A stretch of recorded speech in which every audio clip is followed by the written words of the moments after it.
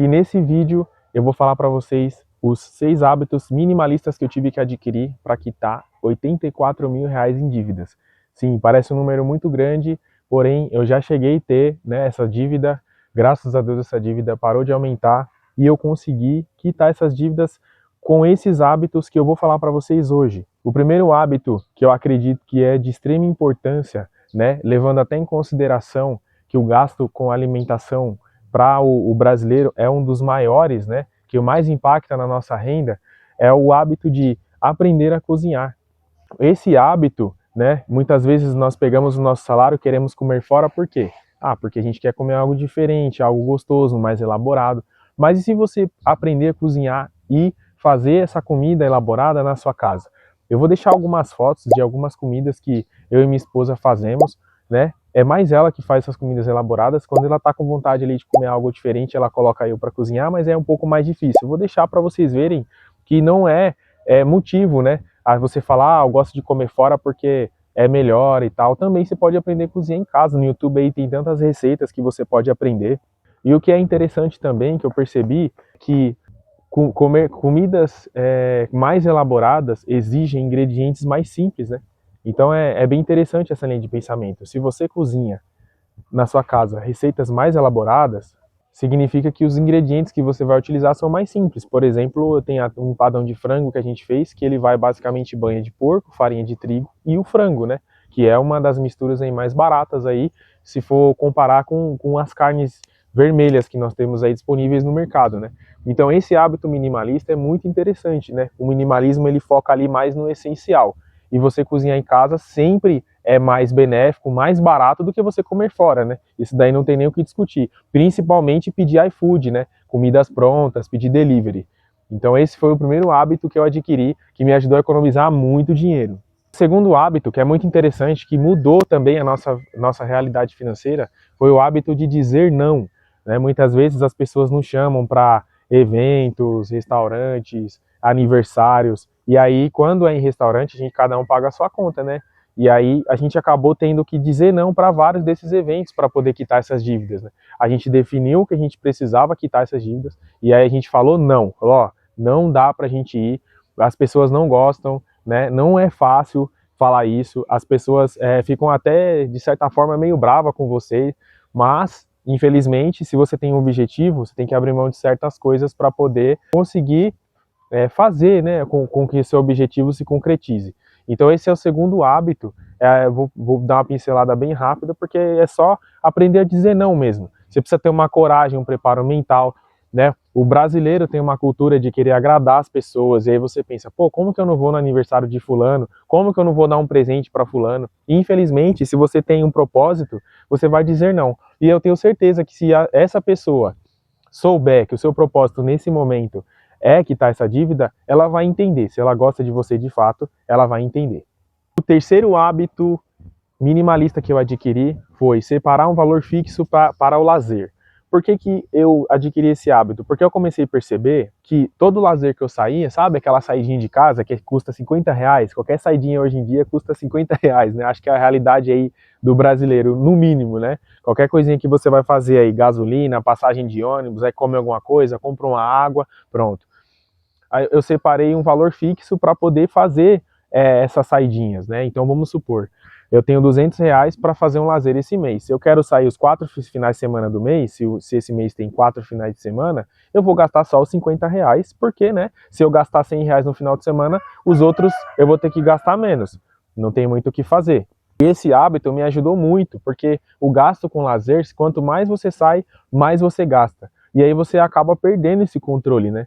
E uma coisa interessante também de se dizer é que as pessoas acham que por conta delas estarem endividadas, o fator de endividamento fazem com que elas pensem que elas não têm que tirar lazer. E não é bem assim.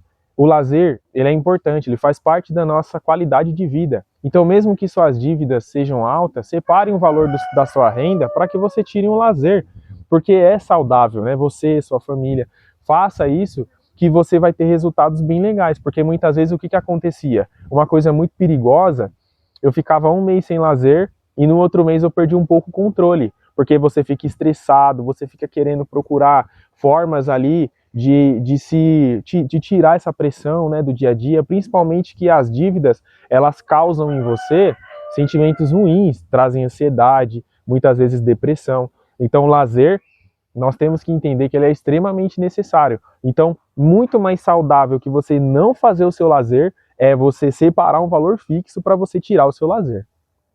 O próximo item que eu separei na nossa lista é um dos itens que eu mais gosto e aproveito aqui também para lembrar vocês que aqui no link, vou deixar aqui na descrição o link desse fone que eu estou utilizando, um fone muito bom. Eu estou aqui num lugar que tem muitos barulhos externos aqui e eu tenho certeza que está captando a minha voz aí com excelência. Vou deixar aqui, se você tem alguma marca e deseja gravar vídeos para o Instagram ou TikTok ou qualquer outra rede social, compre esse fone que você não vai se arrepender, é um fone muito bom. E claro, né, se você está sendo abençoado nesse vídeo, você também é uma forma de me abençoar. Eu estou lendo um livro que chama-se Mais Esperto que o Diabo. Algumas das inspirações que eu tive para fazer esse vídeo veio desse livro. Então eu indico que você leia, vou deixar o link dele aqui também. Os dois links, ambos são confiáveis e também são os menores preços que eu encontrei nas lojas, beleza? O próximo item, que já casa muito bem com essa questão do lazer, seria ele: definir objetivos. Porque nós que somos pobres, né, galera, por mais que nossa renda aí seja de uma classe média ou média baixa, eu considero essas pessoas como pobres. Por quê? Eu vou te explicar. Tudo que nós queremos, galera, a gente não ganhou de berço, a gente teve que conquistar, a gente teve que comprar. Por exemplo, na minha casa, se eu quiser montar uma academia, eu tenho que comprar do zero. Se eu quiser trocar de celular, eu tenho que comprar, eu não tenho de onde tirar, né? Ah, eu tenho um celular parado ali, não. Tudo que a gente vai fazer, a gente tem que comprar. E às vezes as pessoas acabam se atrapalhando, né, nessa questão. Então, o próximo item que eu tenho para falar para vocês é: defina prioridades das compras que você vai fazer. Então, além de você ter um dinheirinho ali reservado, lógico, né, para imprevistos, não estou falando de imprevisto, estou falando de compra. Então você fala para vocês de geladeira, televisão, qualquer compra que vocês forem fazer, que vocês comprem planejadamente e na ordem de prioridade, né? Então não vá no shopping ali, vou comprar um perfume, se você está precisando de uma geladeira nova, por exemplo. Tô querendo comprar uma televisão maior, vai no shopping e gasta R$1.000 com roupa.